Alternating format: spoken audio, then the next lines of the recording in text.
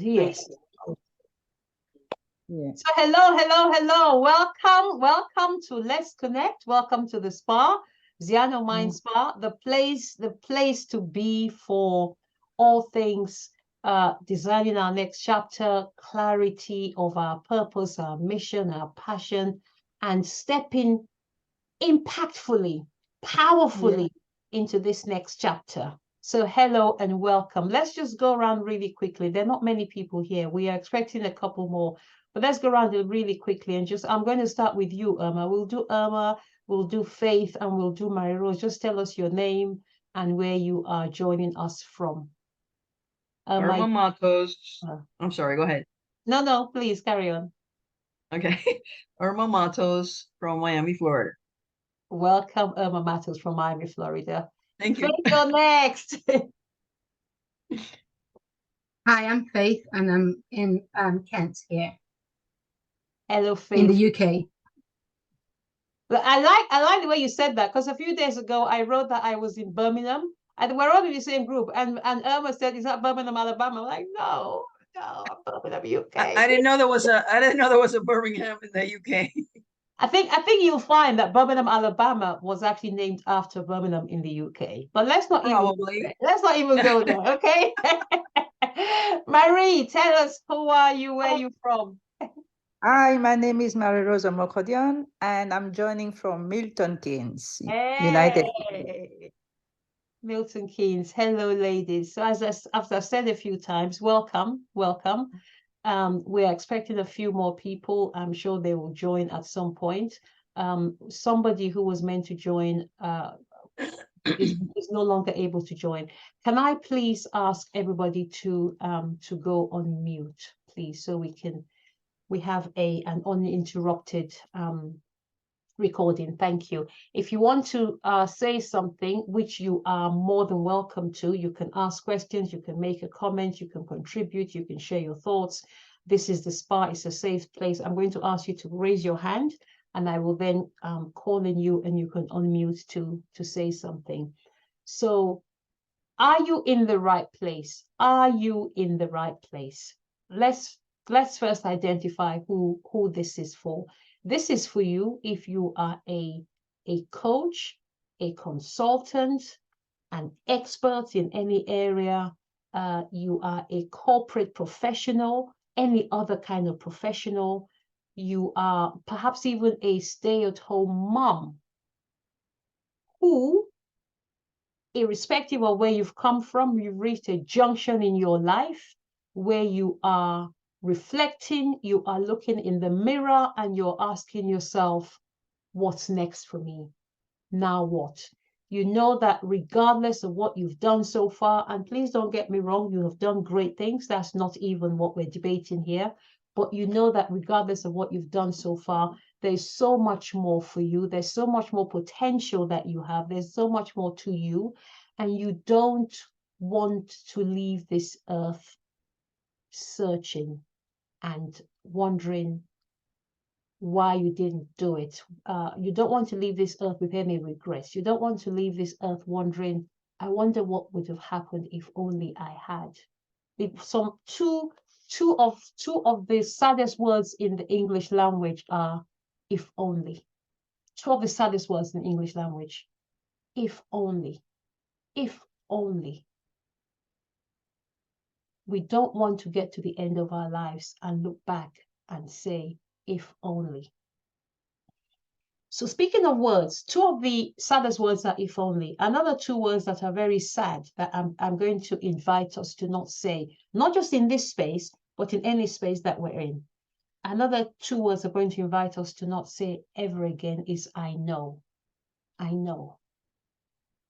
I know. No, you don't know. Always be willing and open to learn, right? Nobody knows everything.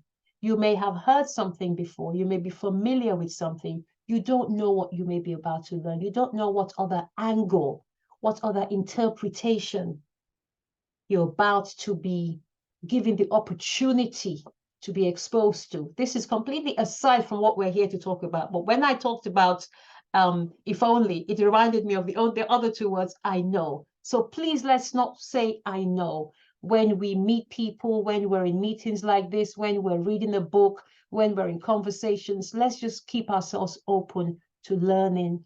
And then maybe even we can share our own thoughts, our own way of looking at things. Maybe we can teach, but we should always be open to learn. Always be open to learn. There's a quote which I heard, which I think is absolutely powerful. And it goes, when you read a book more than once, you don't see something in the book that you didn't see before. You see something in yourself that you didn't see before, right? So every day is a school day. That's the way I like to put it. Every day is a school day. So why are we here? I think we shared that already. We're here because we're ready to birth new dreams. We're seeking, we're searching, we're looking. And what we look for, we shall find. Ready to birth new dreams. We're ready to give up what we know. We're ready to accept that we don't know. We're ready to accept that there's so much more that we don't know. And we are looking to learn. So I invite you, I can see you all doing it already, but I invite you, if you haven't, grab yourself one of these. You need a notebook and one of these, because I'm going to be sharing quite a lot of content today. I don't intend to share slides, although I do reserve the right to change my mind about that. But I have slides, but I don't plan to share slides. I like this to be more us talking. I do invite you to ask questions. If you have questions, please, please, please raise your hand and ask. I hope I am not letting anybody, I hope there's no one who's waiting to get in. I don't think so. I think everyone's fine. Okay, so what's my promise? The promise is that by the end of this session, by the way, we'll be together for about an hour and a half max. I don't intend to have you here for beyond 9:30 UK time. So that's 4:30 your time, Irma. 9:30 will be the kind of cutoff point. What's the promise of the day? The promise is to get clear on what you want. I'm going to share with you the journey, the roadmap from where you are to where you want to go. I want to share with you, it's my journey, my journey. Everything I talk about is from my experience. I don't speak from books, although I read a lot of books. I don't speak from courses, although I've taken a lot of courses, but I take all the knowledge that I have been blessed to receive, and I add it with my own life experience, my own journey, and that is what I share with you. So it's not something that we're going to get from a textbook, even though some of the stuff I share is from textbooks, and as I say, from courses as well. So you're going to get a roadmap from where you are to where you want to go, based on my journey, as I say. So let us start by me sharing a little bit about myself. I know you all know me, but I think it's always worth sharing a little bit about myself, especially for anyone who watches the recording, because this is being recorded and will be shared with people who may not know me. Welcome, Ade. Nice to have you. My name is Ene Obi, and I like to think of myself as being a guide to women who are looking to create their next chapter, a guide to women who have achieved something in one season of their life, but they know that there's more. They're looking to achieve more, to be more, to do more in another season of their life, but perhaps they are confused. Perhaps they feel stuck. Perhaps they feel like they don't have the tools, the map. The first thing I want to say is that everything you seek is actually within you. All your desires, all your dreams are actually within you.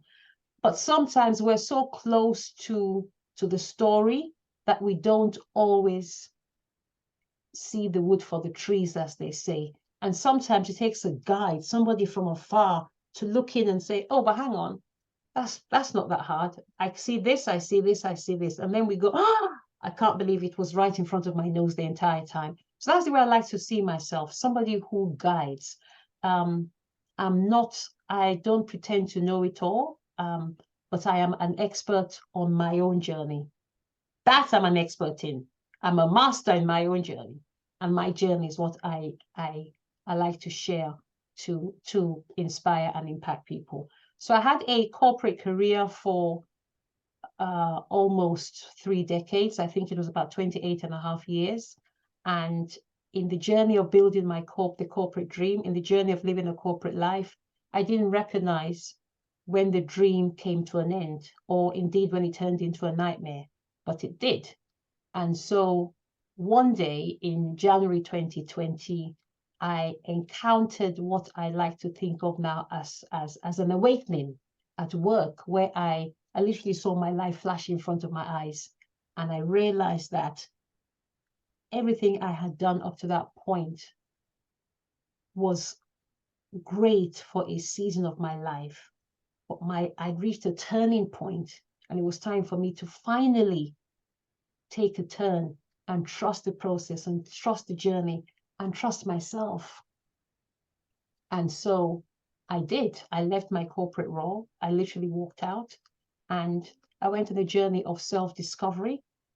I went on a journey of going back to find out who I was and why I was and what I wanted in life. And then I sought help, which is why I said I like to think of myself as a guide. I sought help from other guides who then helped me along the journey to writing a book, which has a foreword by Les Brown, sharing the stage with Les Brown on 6 occasions, a virtual stage with Les Brown on 6 occasions, having him as my personal coach, having Lisa Nichols as my personal coach, having her keynote my first virtual event in 2021. And then at the end of 2021, being invited to deliver a TEDx talk, which I did in March of 2022. And those are things I never saw as me being capable of doing before I did them. And I marvel at just how much is possible if only we allow ourselves to fail, allow ourselves to dream, allow ourselves to do. So that's what I'd like to share with you. I like to think of myself as I said, my mission is to go back and get the others. Now, what does that mean? I know that I am not alone. I know that possibly like you. Let me know. Does any of this resonate with you? Do you identify with any of everything I'm saying? I think the answer is yes, because I know you, right? But I like to think of myself as going back to get the others. And by the others, I mean other women like me who know that there's more, who want more, but who may need a bit of hand-holding, a bit of guidance to help them see the map and then help them take the steps to get to where they want to go.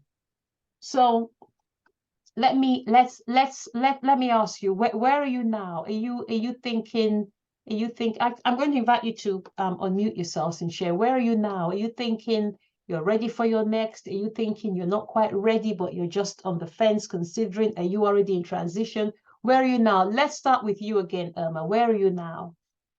Where are you now?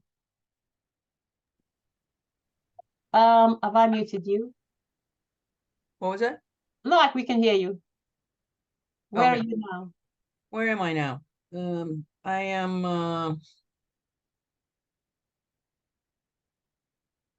I know that I should or I must start my coaching business, but I just haven't gotten around to it. Okay. And I know that I don't want to have that regret. Okay. Which is, I know I can help people. I have friends that I can help. And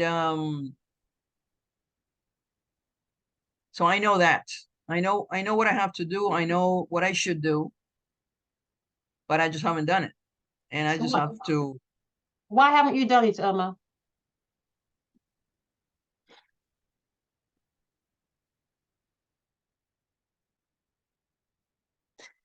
I guess some kind of fear of not delivering. And this is the first time this comes to my head. Yeah. And that's why I asked the But- question. But I'm not like I've been through interviews and I've spoken and I always take it as a very natural thing to do, and it's like, you know, on the interviews it's like I'm sitting in my living room speaking to a friend kind of thing. It feels very natural to me. And when I did presentation, I spoke to the health department employees of Miami-Dade in April about leadership. And I'm going to ask you again, Irma. I'm going to ask you again so we can move on. So why haven't you?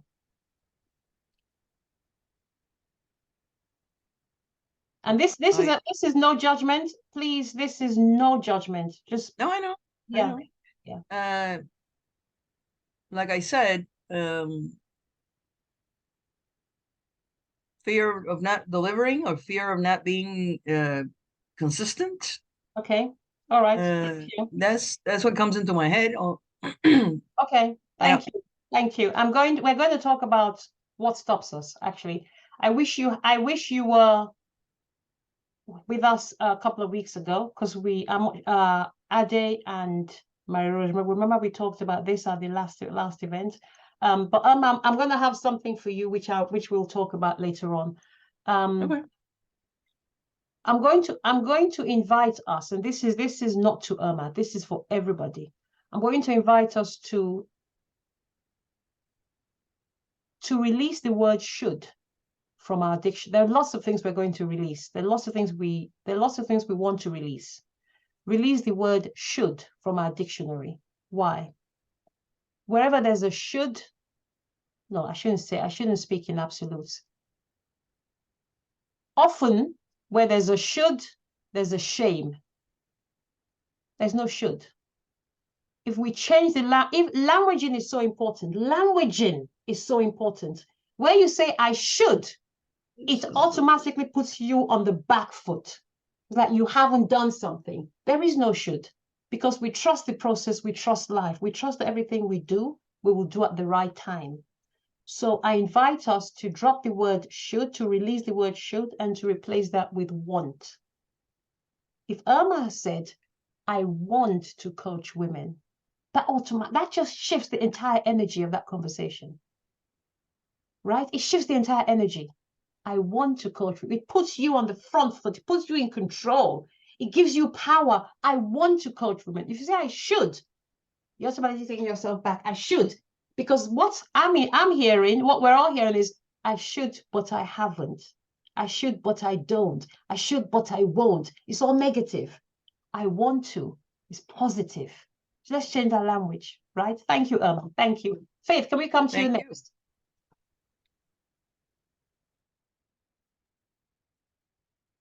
So with myself, I know where I need to be.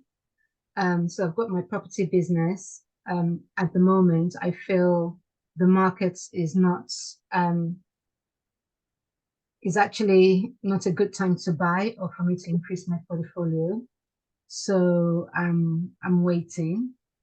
I know there are other things I want to do. And for me, I feel it's time. And partly as well, even if I do those things, I don't know if I'm going to be able to carry on or do it full time, because I don't want to leave my job. You know, that's just the truth, because it gives me that professional base, you know, and in terms of also communicating with people and having those contacts. So I wouldn't want to give up my job on a full-time basis. But I guess there is fear there of just not being successful, or going out there and not being able to actualize what you're trying to achieve. You know, I think I've mentioned in the past, I've had my own business for 7 years, my luxury candles and diffusers.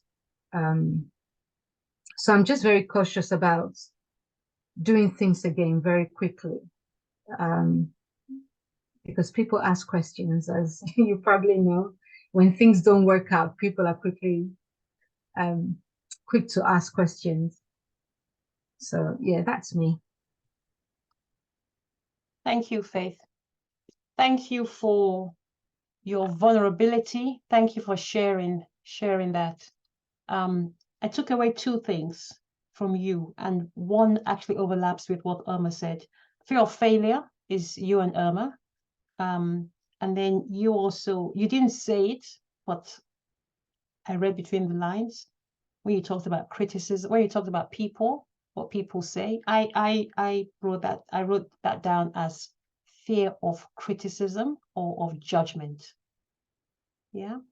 And those are very, very valid fears. So thank you for sharing that. Let's go to you, Mary Rose. Where are you now, and what is stopping you? At the moment, I am where I am ready to live my dream. For a long time, it has been about others, but where I am now is about me, living me, pushing myself. For a long time, I've been like, what will people say? What will people say? Or, as you spoke, fear. And, but now I'm I'm now bringing down the walls.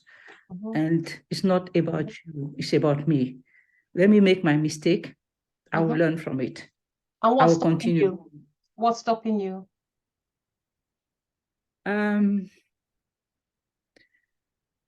What I would say is, like right now, I want to do, in September, I want to join the course to do a PGC to teach French.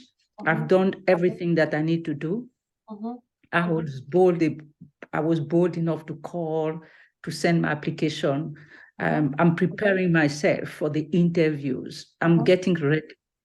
So I think that. So nothing is stopping you. So nothing is stopping you. Is that what you're saying? After the spending time with the ladies, I think the shift in my mind. Well, no, I've even had some criticism that, are you sure you can handle the children in this school? I say, I will try. I don't want any negativity around me. I will go for it. Well done. So that's where I am at. Thank you. Thank you, Mary Rose. So thank you so much, Mary Rose. We're going to come to Ade, but Vanessa was here, but I think we've lost her. Before we come to Ade, I did say that I wasn't going to share my screen. Well, I lied. I do want to share some slides. I want to share this one. But you're laughing. I'm glad you decided to do that, because that is just perfect for me. Perfect. I did say I prepared slides, but I wasn't going to share slides. But as we were speaking, I thought, you know what? Now I'm going to share some slides. I want to share some slides. So Ade, let's hear from you quickly, please, my love. Welcome. Good evening. Let us know where you're from, because you weren't here to introduce yourself before. Just say your name, where you're from. You have 4 questions, I'm afraid. Your name, where you're from, where you're at now, and what's stopping you. All right. Good evening, ladies, or good day, depending on wherever you are. My name's Ade. I'm in the United Kingdom. And where am I now? I'm at the stage where I'm trying to get out there, but it's a struggle for me, because I don't really know I know that I want to get out there, and I know that I want to be. I was even thinking today, I want to be a speaker. I've always wanted to be a speaker, presenter since I was little, and I'm trying so hard to find my way of getting there. I have started. I'm trying, but I think for me I can't do it by myself. I need help. Yeah, that's powerful. What you just said, the last 3 words. Powerful. I need help. Powerful. That's it. we can't do it by ourselves. We need help. Thank you, Ade. We can't do it by ourselves. We need help. Now, I invited everybody to release a word, which is should. Were you here when I said that, Ade? You were here, right? For that. Yeah. I was, I'm going yes. thank you. I'm going to invite us to release another word. And this word is try. We're not trying. We're doing it. Right?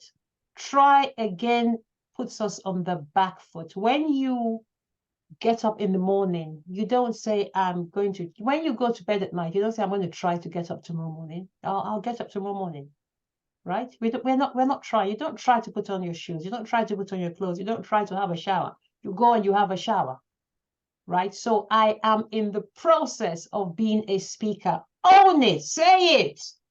Put I am in yourself the process of being a speaker. Say it. Say it. You're not trying anything. You're doing it. Yes, Exactly. I'm in the process of being a speaker. Thank you. Let us mind our language. It puts us, some words put us on the back foot. Mind your language. Listen, the fact I understand why we say words like try, because one is humility, two is where we are acknowledging that we're not quite there, we're on the journey, and that's fine. But when you're on the journey, we're still on the journey. If you're about to step into the shower and somebody calls you, you won't say, I'm trying to have a shower. You say, I'm about to go and have a shower. What's up? Right? Yeah. I'm becoming a speaker. I'm on the journey to becoming a speaker. I'm becoming a very impactful speaker. That's fine. Becoming is fine. We're not trying. We're not trying. Okay, this is one of my favorite slides of mine. It shows the journey. It shows the journey. You are in the middle, right? We start at 12 o'clock. Clarity. Where are you now? Where are you now, and where do you want to go? I want to invite you to look at this slide, take a picture of it if you need, but I want to take it off the screen because it's challenging me. I want to look at your faces as I'm about to speak. So I'm going to invite you to take a picture if you want it, or if you don't want it, that's fine. But I'll keep it on for about another 5 seconds, and then I'm going to move on. And I'm going to stop sharing because I want to see your faces, because this is so important. So basically, 12 o'clock is clarity, 1/4 is courage, 1/2 is commitment, 1/4 is conviction. Let's talk about those now. So, clarity. Think about your life as a journey, a car journey, right? You're going on a journey. The first thing you do when you get into your car is you set your destination, your sat nav. Now, I need to be careful that we're multilingual in this community, which is a great thing. Because I said sat nav one day to my friend who lives in the US, and she's like, what's a sat nav? I'm like, you don't have sat navs in the US? She says, you mean a GPS? I'm like, girl, yeah. So GPS, okay, destination. We say sat nav, you say GPS, potato, no problem. Anyhow, so you set your destination. That's the first thing you do.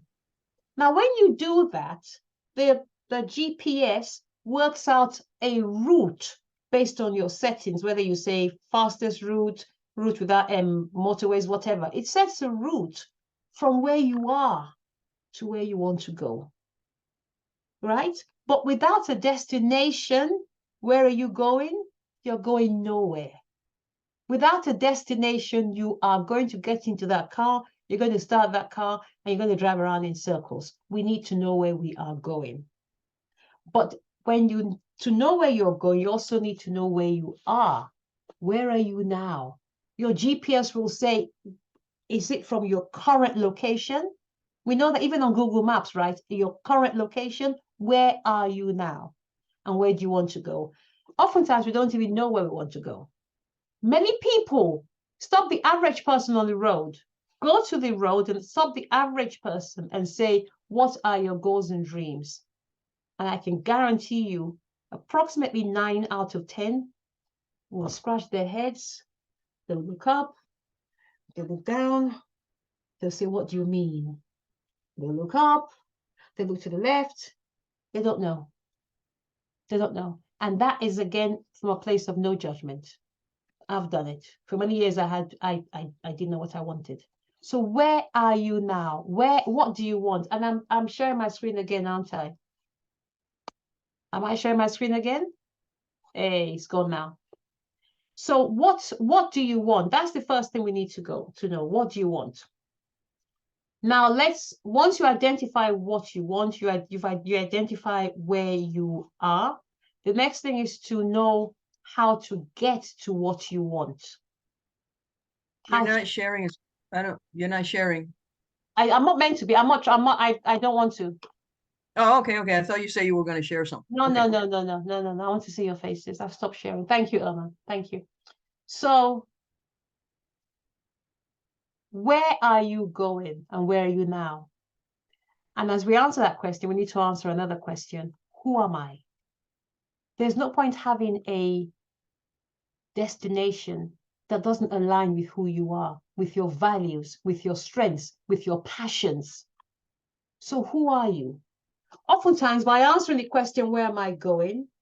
We actually see strands of who we are. But the first thing is, who am I? Where am I?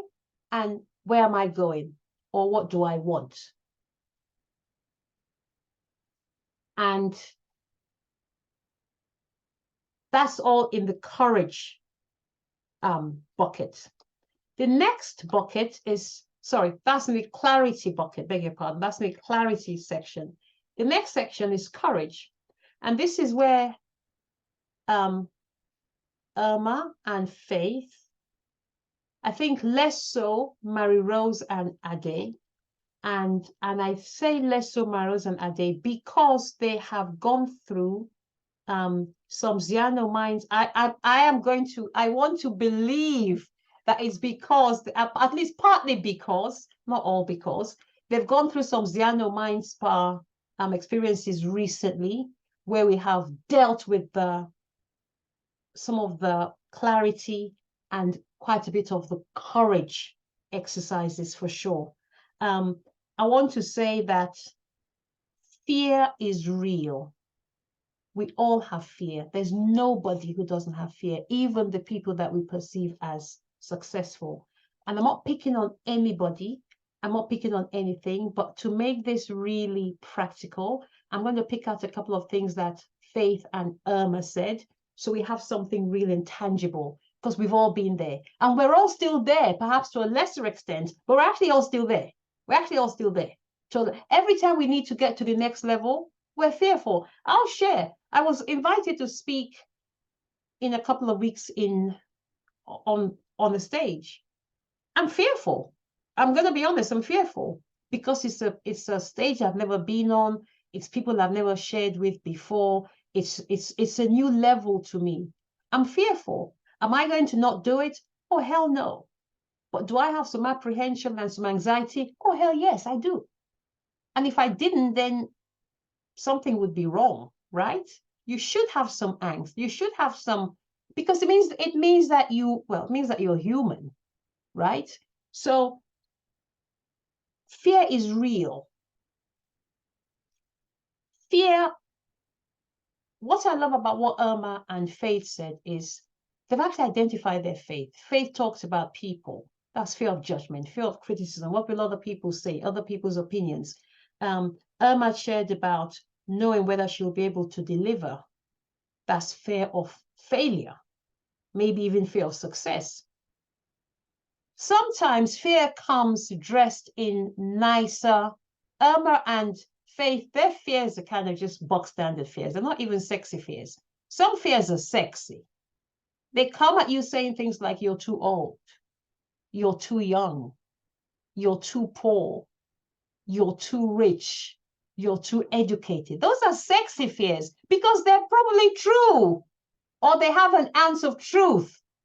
If you're 20 years old, you can convince yourself that you're too young. If you're 80 years old, you could convince yourself that you're too old. You are in fact 80 years old. So those fears are sexy because they get us at our weakest point. because they know that that is where we will listen, because it's in fact true. But here's the thing. If you have a dream,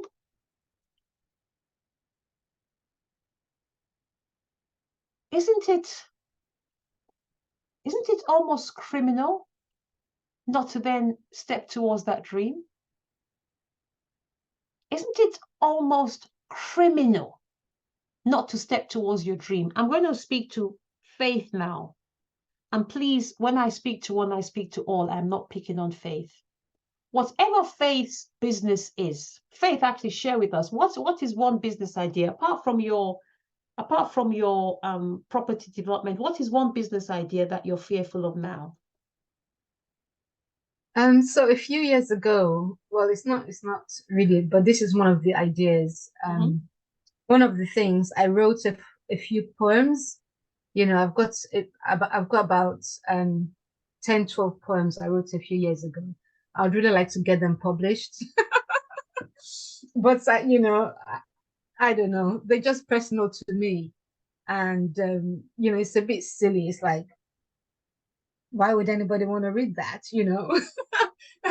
but I just think that they're quite nice, but maybe that's just to me, but it would be a shame not to publish them. Yeah, so that's one of the stuff I'd like to do. What kind of poems do yes, they they're just poems of thought. So a few years ago I was really ill, and I wasn't happy at work, so I wrote them. Okay, thank you. As Faith was speaking, the hairs on my skin were standing up. Thank you, Faith. And I'm getting quite emotional now, to be honest, and also a little bit angry. I'm not angry at you, Faith. I'm not angry at you, ever. I'm angry at the noise. I'm angry at the noise in Faith's head. I'm actually angry. Because Faith, there's somebody who's crying right now for those poems. There's somebody whose life will be changed by those poems. But your fear is not allowing that person to get his or her breakthrough. Is that fair? Your fear is stopping somebody from the breakthrough that you have had in your life, Faith. Because whatever you went through, you're not alone. Other people, somebody right now is crying. And your poem can be the reason that she wakes up tomorrow morning. How dare you not publish those poems, Faith? You owe it to yourself. You owe it to her. You owe it to her, Faith.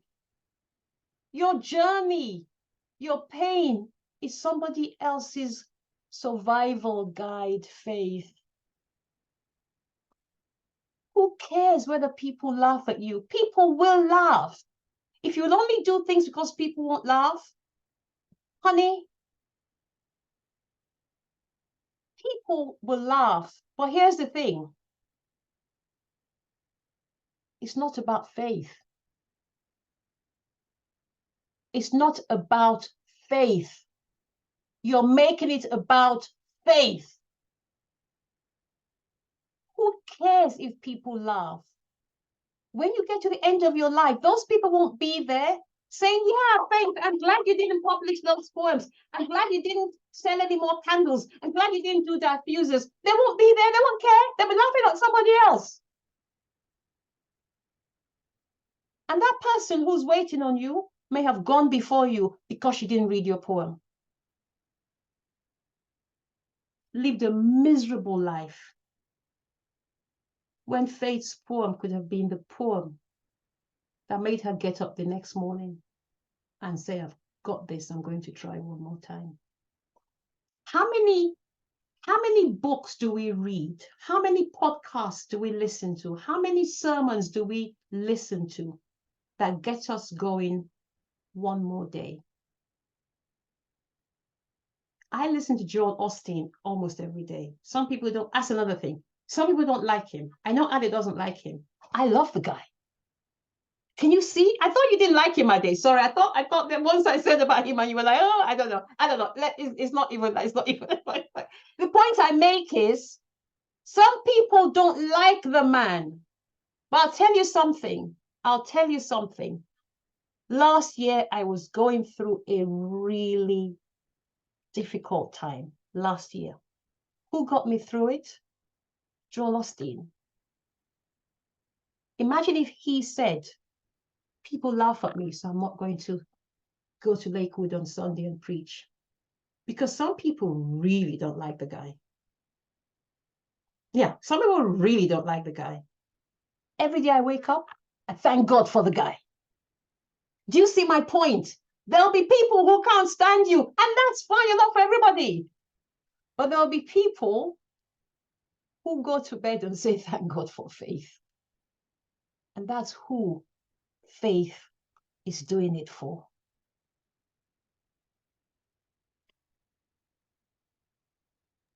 I don't want to upset you.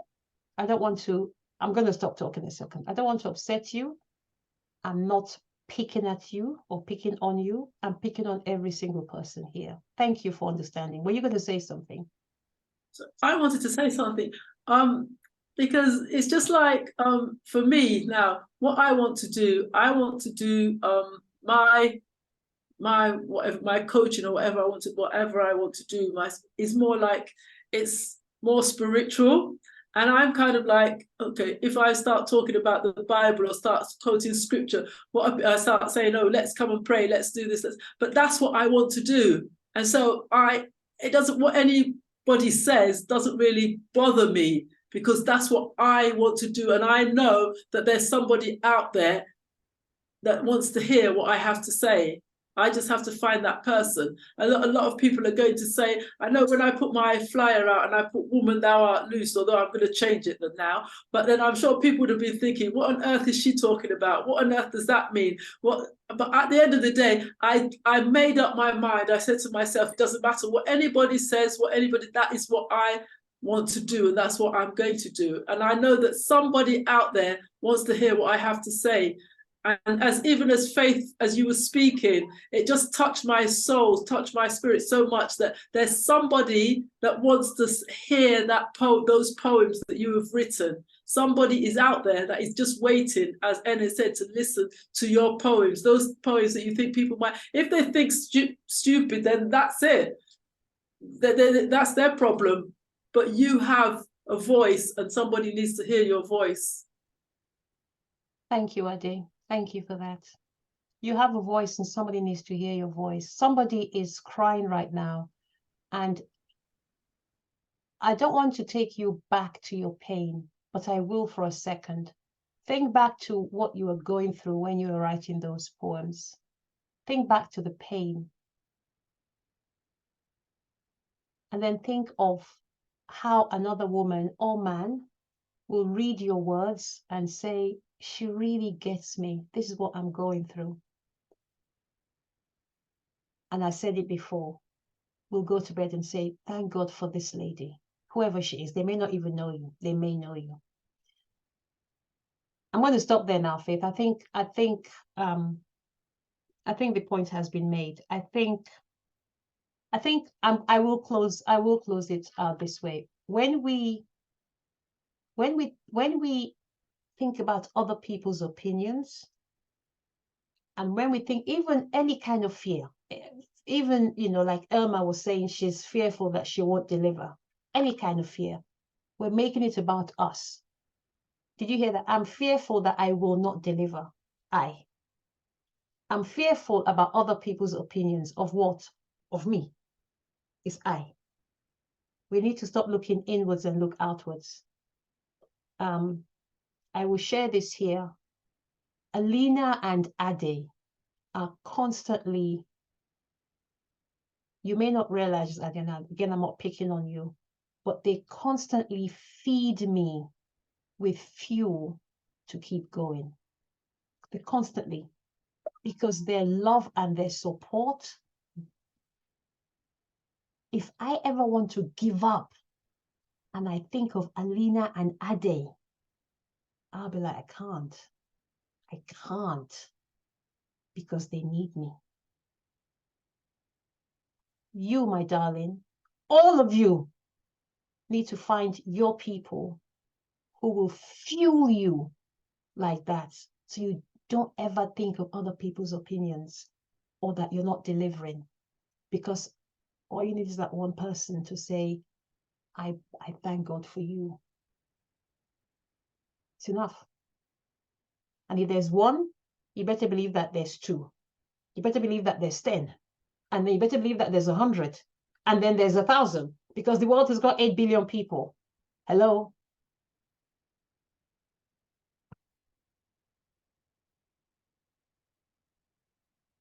Can we carry on? Can I say something? Please. Faith, I just sent you an email with a link of the publisher I used for my book, that in case that helps you. Thank you, Irma. And the other thing I wanted to say, you're welcome. Thank The other you. thing, you're welcome. The other thing I wanted to say is that I think of not delivering, and what was the other thing I said? Not being consistent. And I am a very consistent person. Yes, you are. You are actually a very consistent person. So it's kind of a contradiction. Yeah. It's fear. It's fear. That is fear. I want to say one more thing about fear. Thank you, Irma. I want to say one more thing about fear. I did a live about an hour before we came on this call. It's not what happened to us, it's the story we tell ourselves about what happened to us. And I'm going to keep using Faith's example. It's not about Faith, but it's just a perfect example. So I'm going to pick that example away from Faith and use it as a case study. It's not about Faith. It's not what happened to us, it's the meaning we attach to what happened to us. What do I mean by this? People who, and I'm not diminishing anybody's pain, I'm not.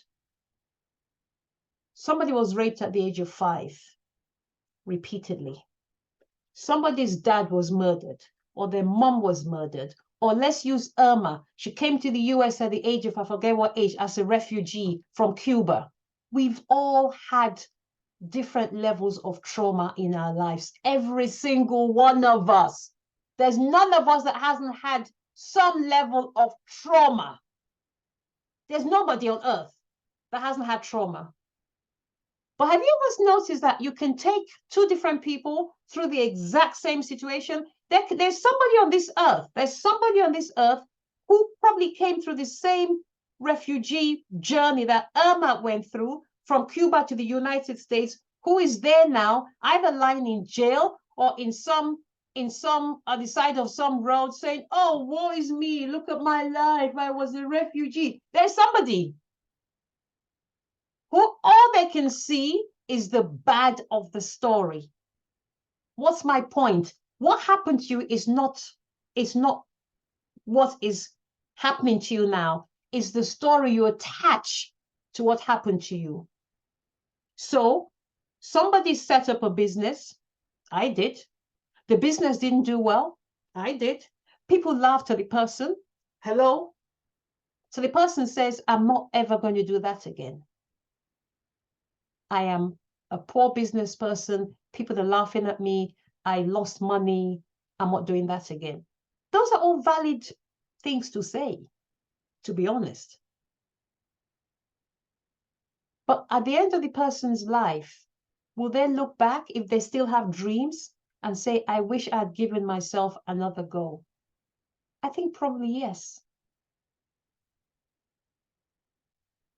If you look at 10 successful people in the world, whatever success looks like for you, look at 10 people who have achieved their dreams. I'm not talking about financials. I'm not talking about only financial success, although that is also part of success. I'm not knocking that. People who have achieved their dream, Olympic players, any kind of successful person. and tell me how many of them haven't failed. Tell me one. One. Tell me one. Show me one. One. Just one. David Beckham. Irma, you may not know this, but for all of us who are fortunate enough to be young enough, I said young enough, right? I'm changing the narrative. Young enough to remember David Beckham in the World Cup of 1996. This guy was vilified. He was hated. He received death threats. This guy was the main hate man of the nation. Look at David Beckham now. What's my point? We all go through adversity. We all go through trauma. Whether we rise at the other end of it is down to only one person. That's us. That's us. In 2021, I went to a retreat, a transformational retreat, and we were told to share a story. We were put in pairs, and we're told to share a story with our partner of something, a really painful, traumatic experience in our life. And we were put in pairs, and we were given about, 5-6 minutes to share the story each. And everybody in that room was crying, screaming, in pain. Some were rolling on the floor, remembering the awful things that had happened to them. Tears. The whole room was shaking from women crying. And then we were told to shift partners, i.e. just shifting the energy. That's all that was doing, shifting the energy. And then sharing this same story as a drama series. We did that. And then we were repaired again, just shifting the energy, sharing the same story, this time as a horror movie. We had to share the same story a few times. Then we did it as a comedy. The same story that made us cry half an hour ago was making us laugh when we showed it as a comedy. I share the story of my financial crisis when I was over £125,000 in debt with my shop. First time I was crying. Then I had to tell it as a comedy. And I was like,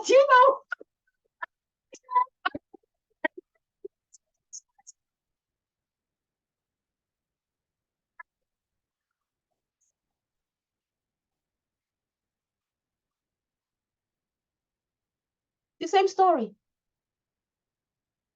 What's my point? I lost the pain. The pain of the story was lost when I shared it as a comedy. It was the same story. So is the meaning, is the narrative, is the story, is the meaning we attach to the story, it's not the story itself. So using the example of somebody who wants to publish her book of poems or books of poems, but is thinking of how people may respond because of maybe something she's done before that didn't work out the way she wanted. Can you see that it's the meaning that has been attached to that story? If you tell that same story, it can be a story of empowerment. I set up a business selling candles and diffusers. Let me tell you, that didn't go well. And in that pain, I'm making up this story. I actually don't know this story. But in that pain, I remember going to bed every night, writing about my thoughts. I poured out my thoughts. I poured out my pain into words. It was really just for me, just to document my journey. So I could reflect and look back on what I went through. And 3 years later, I published those poems. They were really written just for me. Until today, I'm getting messages from people telling me the impact that those poems are having on their life. It's the same story. We can turn it or we can live in it. We said at the start that identifying where we're going, identifying the journey, identifying the destination is the first step, and it is. But here is the thing.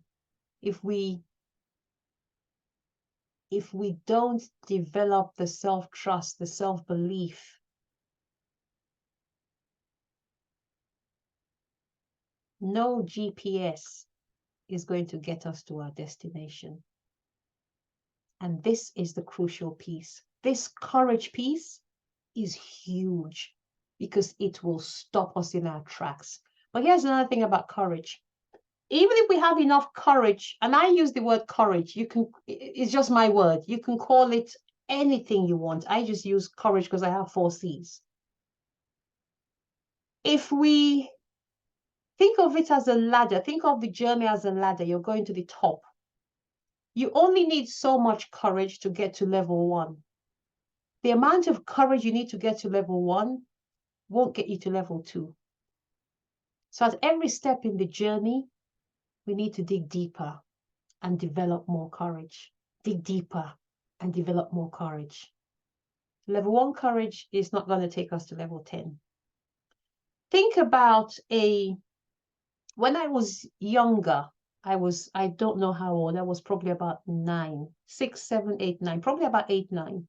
My parents built their first house in Lagos. And you may have heard this story before. And every Sunday after church, we'd have lunch. My dad wasn't quite 40, and he was very proud of himself that by the age of 40, he would have built his first home. In Nigeria, Irma, it was in the past, maybe less so now, but it was in the past. You didn't so much buy a home, you had your home built. I think these days people are more buying, especially apartments. People are buying apartments, but in those days you had your home built. And it was a thing of pride to own your home, right? And my dad obviously had his family, and he looked after, some of his siblings, as many of our parents did. And he wasn't quite 40, and he was about to complete his first home, because we lived in a government house. He got a house from his job, so we lived in his job house, as it were, and he was building his own personal home, which is a thing of pride for many Africans, certainly Nigerians. So I remember every Sunday after church, we'd come back home from church, we'd have lunch, and we'd go to the house to see the progress of the house. And every week we went, my parents would be so excited. So they would be looking at this house, this thing. It wasn't a house. All I saw as my 8 or 9-year-old self was rubble. All I saw was rubble. There was no house. All I saw was a deep hole. And every time we went, the hole had gotten deeper. I'm like, where's the house? I thought you said you're building a house. But they'll be excited. The house is supposed to be coming up, not down. But here's the thing. The house needed strong foundation. If you build a 2-story house, do you know how many stories foundation you need? 2. The exact same. What you do on top, you do at the bottom. 1-story house, 1-story foundations. 2-story house, 2-story foundation. The bigger the house, the deeper the foundation, right? Faith is not in, well, you're a property deal. You know this. I'm sorry. I'm talking to developers. I should use a different analogy, different examples. I'm speaking to the experts. The house needed a solid foundation. Otherwise, a little bit of wind. What's my point? Same with us. Sorry, there's a knock at my door. Can you bear with me 1 second? I don't know who that is. I don't know why there's a knock at my door. Sorry, 1 quick second. Mary Rose and Ademe, Mary Rose knows this. Ademe have noticed it the other day. We have a gate at the top of my road, and my house is the first house at the gate. So and it's a private road, so you can't drive. You need a code to get through the gate. And because my house is the first house before the gate, believe it or not, but we get people using the road as a cut through, which is not supposed to be because it's a private road, and that's why there are gates. We have people using the road as a cut through. And because my house is the first house or the last house, depending on where you come from, they actually knock on my door to ask me for the code to the gate. I'm like, I'm not a gatekeeper. And we actually have a sign on my front on the door that I'm not sure if you saw it the other day, Ade. Do not knock for gate access. It says it there, but they still do. Anyway, that's who that was. Calm down, calm down. So the point is we need solid foundation. And the higher up we want to go, do you remember, ladies? I don't have it in this deck. Do you remember the oh God, I should actually look for it and show it to you. I'm going to look for it. I'm going to look for it and show it to you. The image of the iceberg. Let me show you, because that's really important. The image of the iceberg. Yes. Yeah, thank you, Ade. Please bear with me 1 second. I want to find that because I think it's really, really, it's a great image to show now. And then we're going to move on. Let me just find it. Oh, it says it can't open. Why can't you open? Open. Okay, bear with me 1 second. I need to go elsewhere to look for it. Bear with me. It's important. Well, it's not important, but I think it will make the point really well. Okay, it's opened. I had to go the long way. Now let me find the deck. There we go. And then let me share my screen. Here we are. Let me know when you can see my screen. Go away. Can you see my screen? Yes. Yeah, but why is it not? Why is it not? I think I'm probably going to have it. I want to show it as a slideshow. It's not a slideshow, is it? Slideshow. Play from current. There we go. Can you see? Yes. Can you see? Yes? Yes. Perfect. So when we see somebody who is successful, who is going and doing their thing, and by success, all I mean is they're doing their thing, whatever their thing is, right? They are singing their own song. They are going on Instagram. They are inviting people to their events. They are stepping towards their dreams. What we see is the visible part.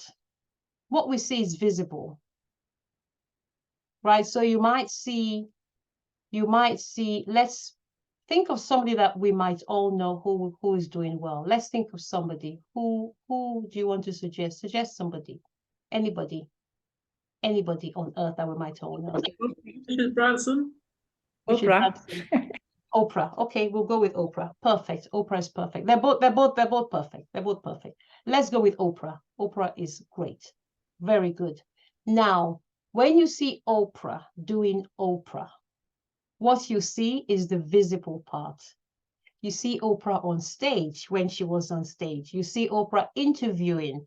You see Oprah talking to Barack Obama, Michelle Obama, interviewing, coming to see the Queen. I don't know if she saw the Queen, but whatever. You see Oprah doing all these things and you think, oh, she is amazing. And she is, as is Richard Branson. What we don't see is all, I'm going to ask you to forgive me, my language. What you don't see is all the shit underneath the invisible stuff. What you don't see is how much work Oprah has had to work on herself on with regards to her experiences. Actually, Oprah is such a great example because Oprah was raped as a child, right? So Oprah is actually a great example. Oprah was raped. Oprah had a tough upbringing. What we don't see are all her beliefs. I'm not good enough. Can I deliver? Will they listen? Will they come? Will they pay me? Do I speak well enough? And Oprah has another one that is again public. We have seen her on this journey her entire career, which is her weight.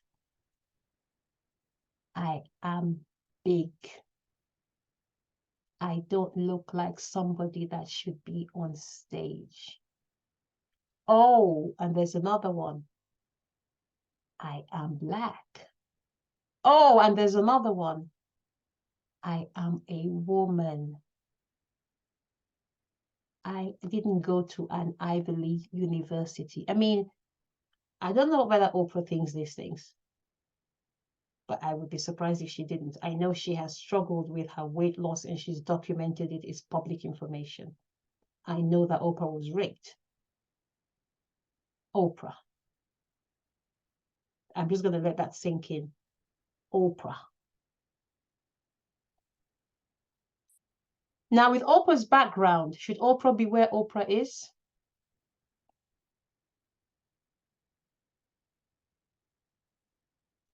What we don't see is Oprah working on herself, on her attitudes, on her beliefs, on her values, on her perceptions of herself and of the world, of her experiences, #rape victim. We don't see that. All we see is Oprah being Oprah.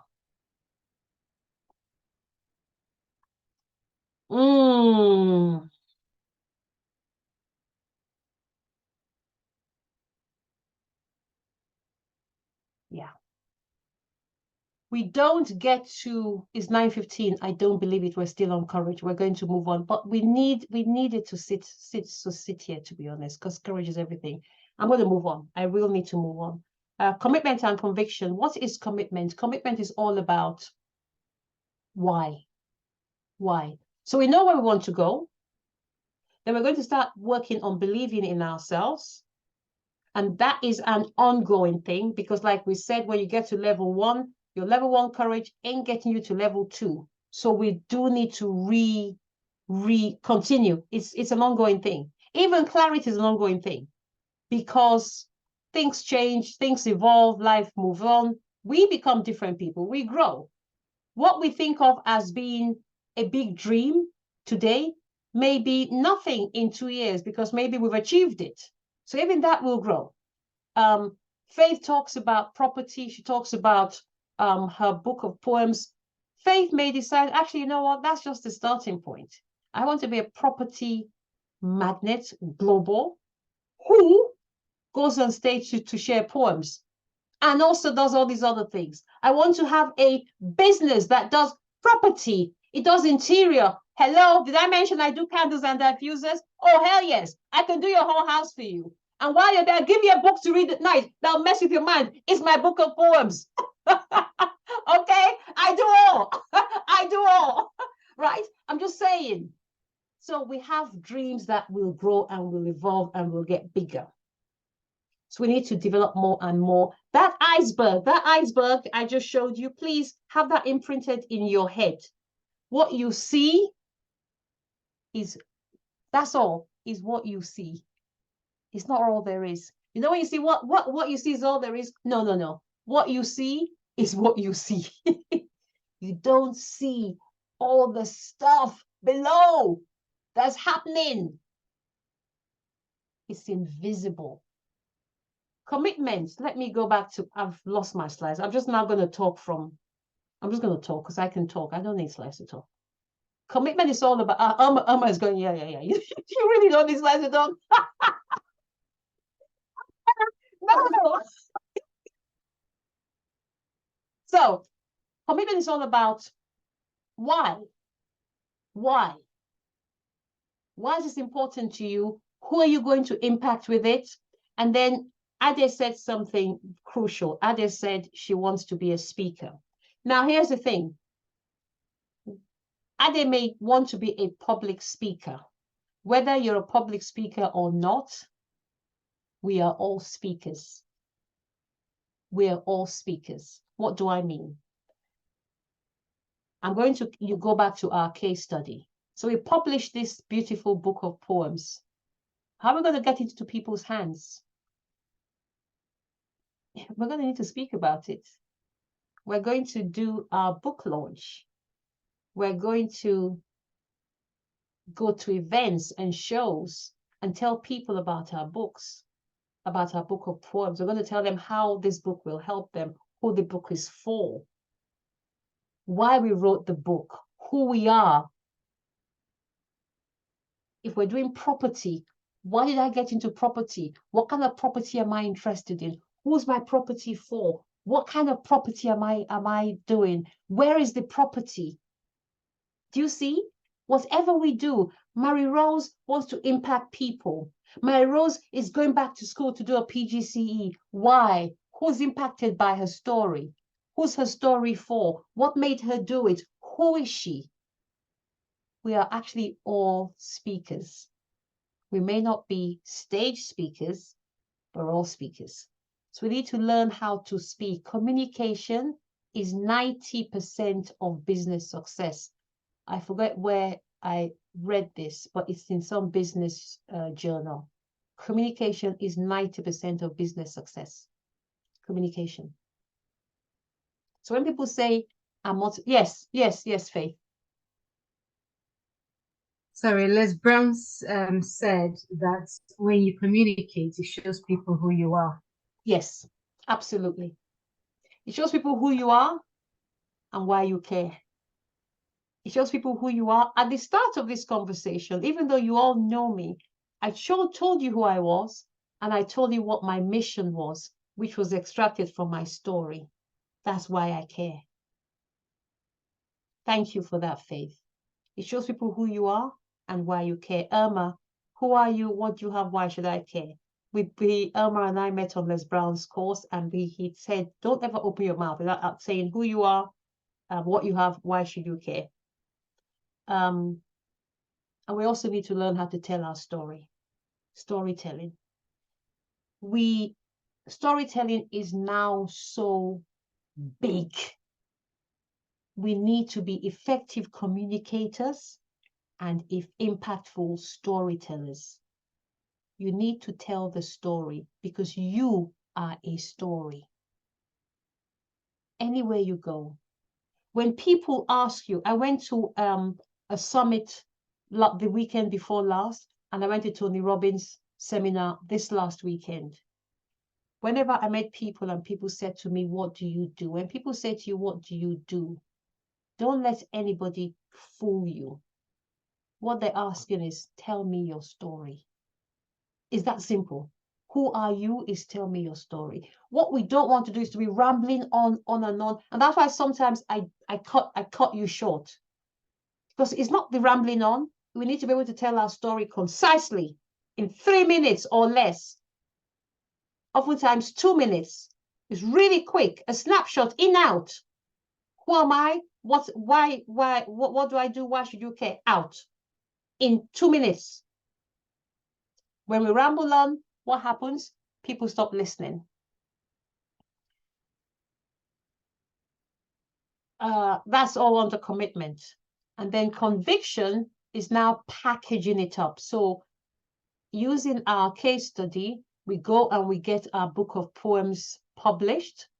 We identify who it is for. We start to put it in the hands of people. We may create other products with the poems.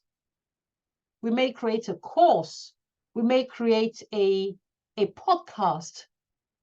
All that is now conviction. That's the actual doing. Let's go back to our analogy of the car ride. Clarity is setting the destination. Courage is making sure the car is fit for purpose. The car has been serviced, oiled, fueled. It's got good tires. It can take you on the journey, right? We don't go on a long journey without making sure our car is fit for purpose. That's courage. Commitment and conviction are then going on the journey, the directions, the tweaking. What route am I taking? How am I getting there? This route isn't going too well. Turn left, take a different route. That's commitment and conviction, the actual journey. What do I mean? Is the strategies to get to where you're going. The strategies are, as we've just said, storytelling, learning to use your voice, packaging the product into a book, a service, a course, a program, identifying who it's for, building your ecosystem. That's all what comes under strategies, under commitment and conviction. I'm going to stop for a couple of minutes just to allow us to breathe and to invite you to ask any questions before we're going to then round off and finish. Are there any questions? I just wanted to make a comment. Steve Jobs said that the most powerful person in the world is the storyteller. Absolutely. Absolutely. Pure and And simple. I believe that. Absolutely. Yeah. Storyteller. Storytelling is a skill that anyone who doesn't learn in today's world would be absolutely foolish not to. Storytelling is powerful. Thank you, Irma. You're welcome. Anything else? Anyone else? Okay.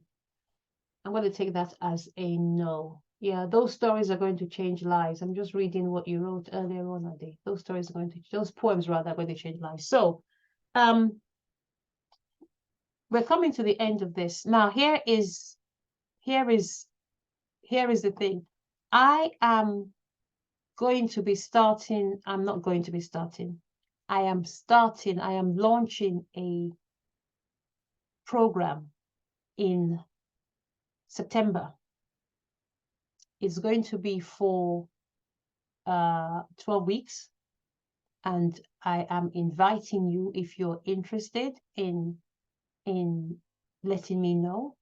It's going to be for 12 weeks, and we are going to go on this journey together, identifying where we're going, and we're landing the ship with our ecosystem. What do I mean by ecosystem?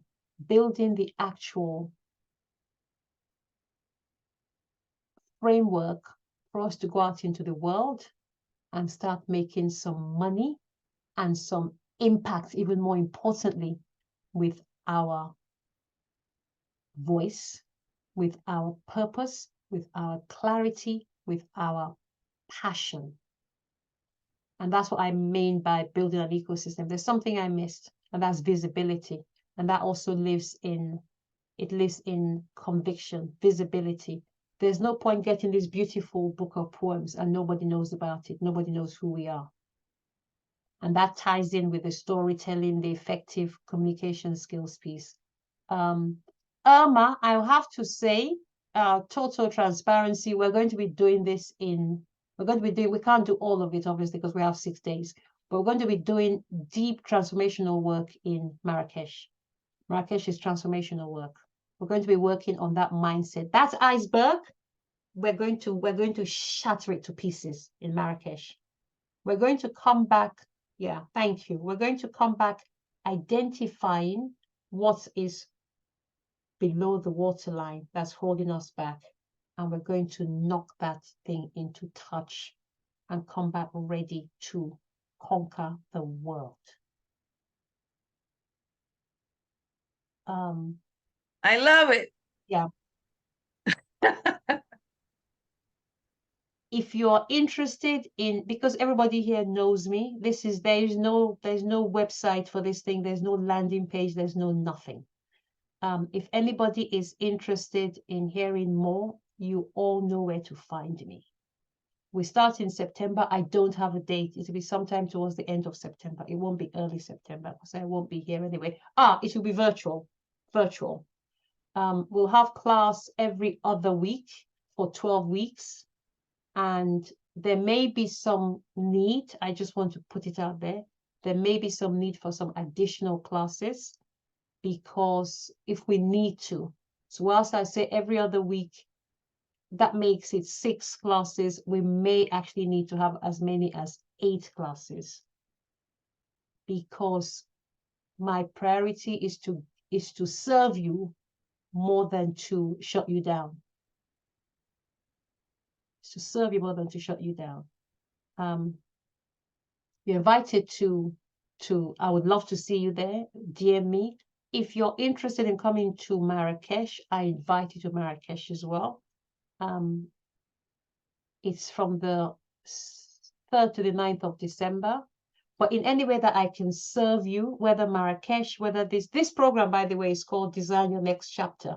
Whether Marrakesh, whether this, I invite you to DM me if I can serve you in any way. Questions, comments, thoughts? We're at the end.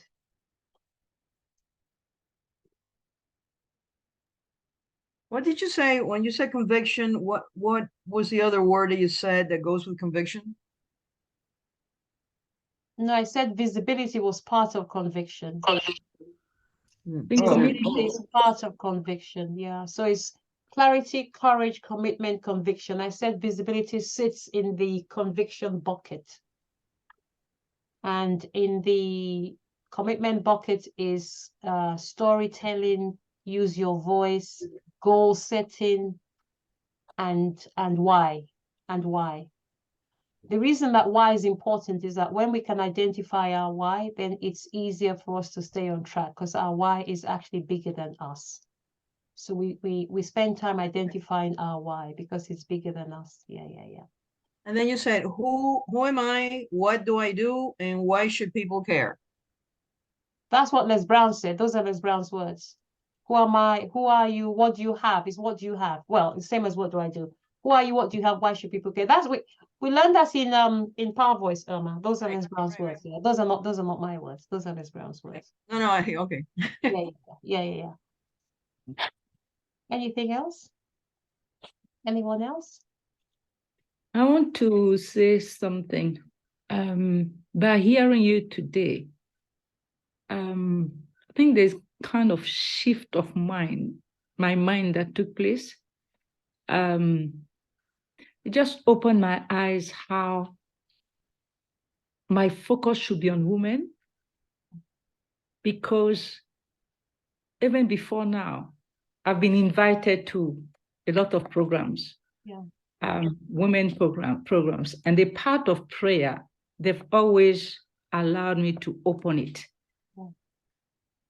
Yeah. But because I don't have so much confidence, I think I was running away from it.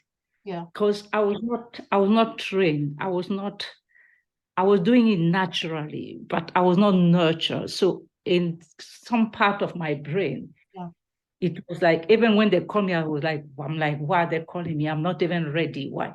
So hearing you, I think this thing has come up to the surface, that what you are meant to do, you are doing it already, but absolutely. But lack of confidence, fear, doubt is pushing it behind. Because even in Milton Keynes, so many women have told me that, do you know that we are waiting for you? The fact that you are not doing what you are doing, we are suffering, because anyone that you have, you're in contact with, there's a transformation. But why are you hiding yourself? Why are you hiding yourself? So I think today, there's been a shift of mind that it's because I was not mentored. So I could not express myself. I was not guided. Yeah. People looked at the gift, but what was behind it that was blocking me was a lack of guidance, direction that would have built that confidence that even if there are millions of people, I know what to say.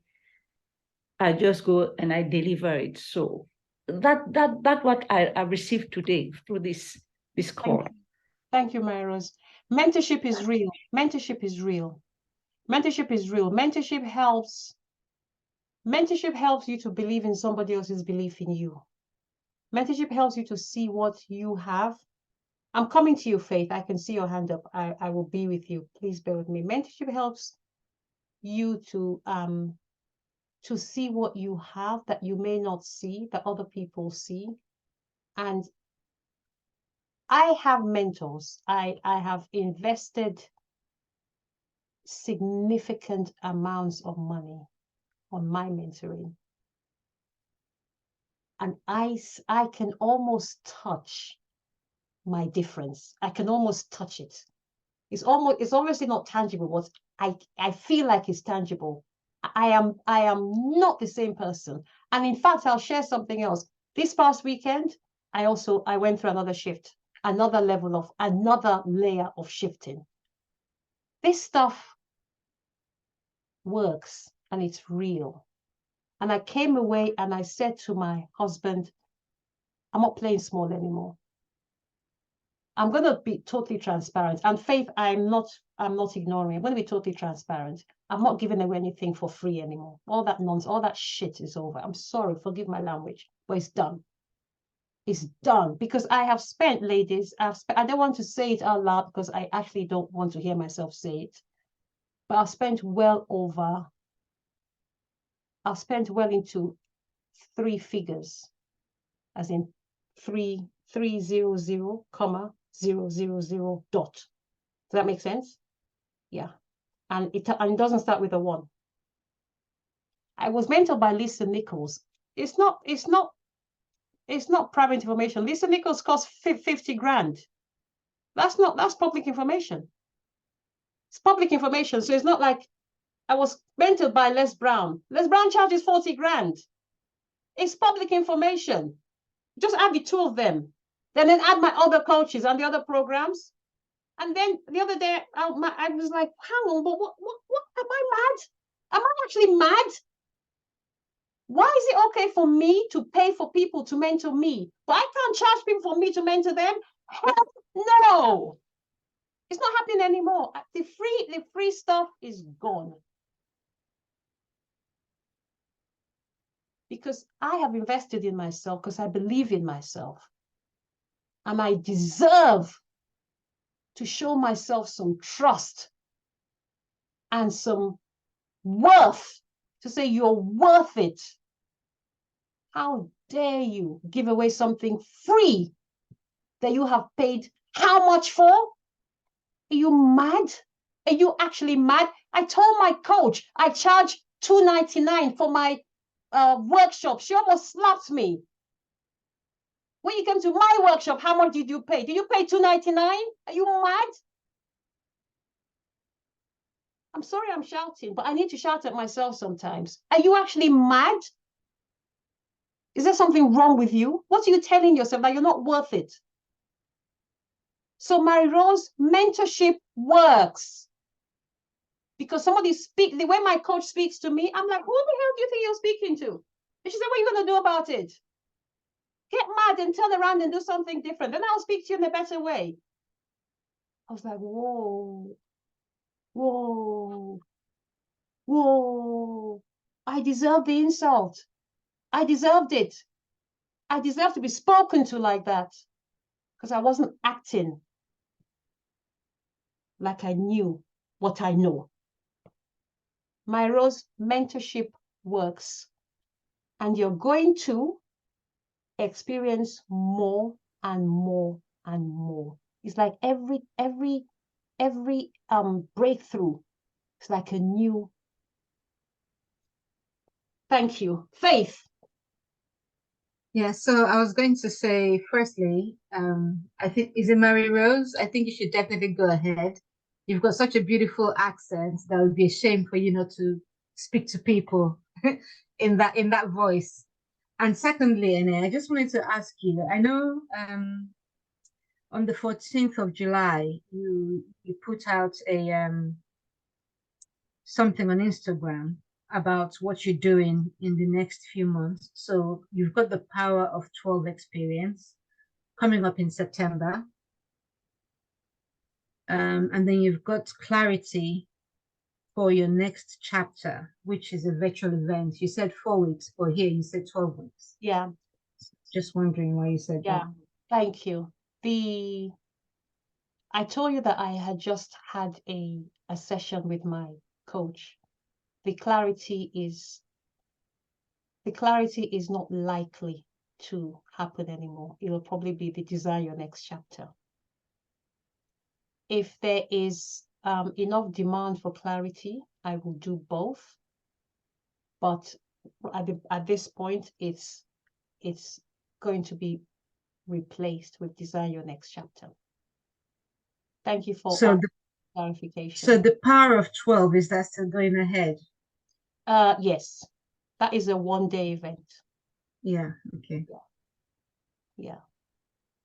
Thank you for the clarification. That's what happens when you put out your own post before you speak to your coach. Yeah. Actually, 12 weeks might be a bit long for some people because of, holidays and all that type of stuff. But yeah. well, 12 weeks, we can't do it in 4. We can't do it any less. And when I say 12 weeks, we're actually meeting every other week. So it's 6 sessions, but like I said, there may be 8 sessions because if we need more time. And if we have to run into the new year, then we run into the new year. I think the way I see it is, if you're ready for your breakthrough, then you will do what it takes for your breakthrough. There's no way it's going to be less than 12 weeks. It's not going to be less than 12 weeks. But if there's enough demand for the 4-week clarity, then that will still happen. So I'm not saying that's not going to happen. I'm saying right now there's a question mark against it. Mhm. But if there's enough demand for it, then that will still happen. But thank you for asking for the clarification on that. Thank you. And actually, Faith, now here is the thing. That's a really good point. The people who do Design Your Next Chapter, clarity is the first module of Design Your Next Chapter. So the people who do Design Your Next Chapter the people who do clarity can be merged with the people who do Design Your Next Chapter, but they will then drop off and the other people will carry on. Does that make sense? Yes. Yeah. So it can still run as one program, but with some people dropping off after clarity. Because with some people, they may say, all I want to do is to get some clarity, and they drop off, and then we carry on with the others. Okay. Yeah. The way it's just come to my head now is like that. It can be one course, and I've done courses like that where some people have paid for just the first module and they've dropped off. Any other questions?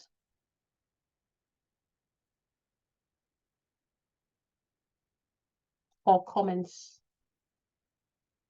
What was the value of today? Well, I was going to say thank you very much for today, as always. Very eye-opening. Some things we know, or some things I know, but I have to be slapped a couple of times to like refresh and like, you know this, but so, but it's always good to hear it again. And I'm glad you mentioned, after I said what I said, you connected what I said to fear. So I'll be thinking about that. I'll be thinking about that and getting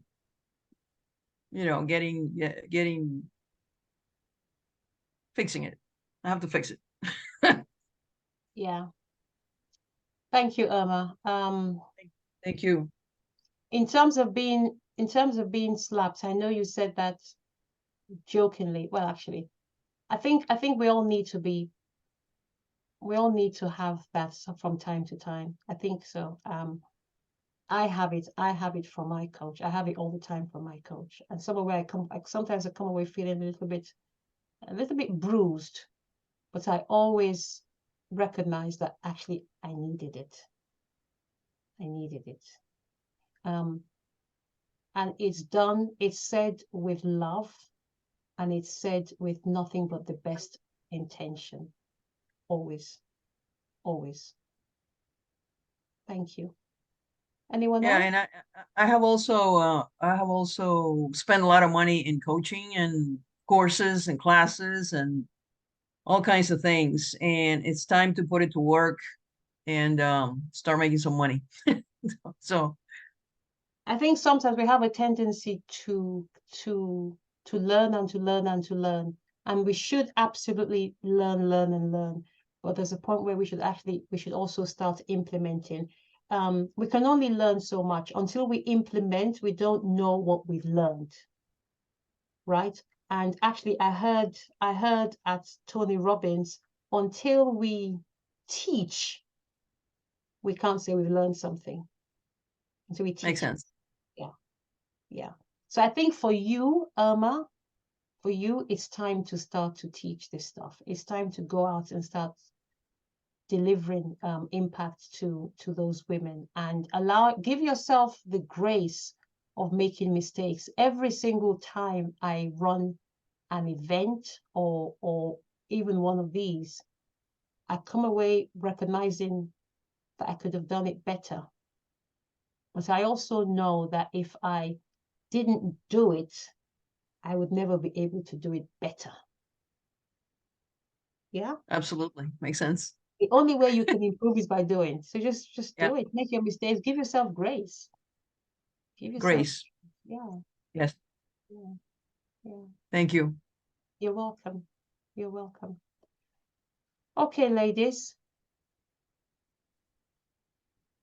Marrakesh is still open, by the way. Thank you. Thank you, Faith. Marrakesh is still open. If anybody wants to talk to me about anything, you know where to find me. So I'm going to tell you, thank you for your time, for your vulnerability, for your attention, for your support. Just thank you. And I celebrate you for giving yourself this time and allowing yourself to open up and share things vulnerably. I also celebrate you, and I want you to celebrate yourselves for that. And I'm going to invite you, actually, when we're done, to pick up your phone. Pick up your phone. Ade is smiling because she knows what I'm about to say. Ade's done this before. She knows what I'm about to say. I invite you to open up your phone, go to your camera, to your like you're about to take a selfie, like you're about to take a selfie, but do it with a video. So a video selfie, right? A video selfie. Make sense? So hold up your phone like you're about to do a video selfie and record yourself. And I'm going to demonstrate it to you right now. So this is my camera, video selfie. I'm going to look and I'm going to say, look at you. I love you. You're amazing. You're great. I trust you. I believe in you. You're powerful. And here's the big one. Here's the big one. I forgive you. I forgive you. And I love you.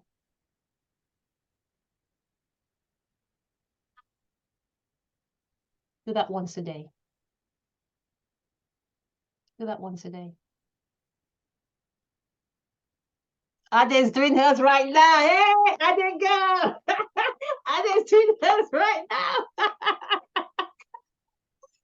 Ladies, if you saw Ade when I met Ade, oh boy, boy, boy. One day she'll tell us the story. Not today. We're already over. Ladies, love you. Love you. Thank you so much. Good night. Good night. Good night. Thank you. Bye. Bye. Thank you. Bye. Bye. Bye. Bye. Bye.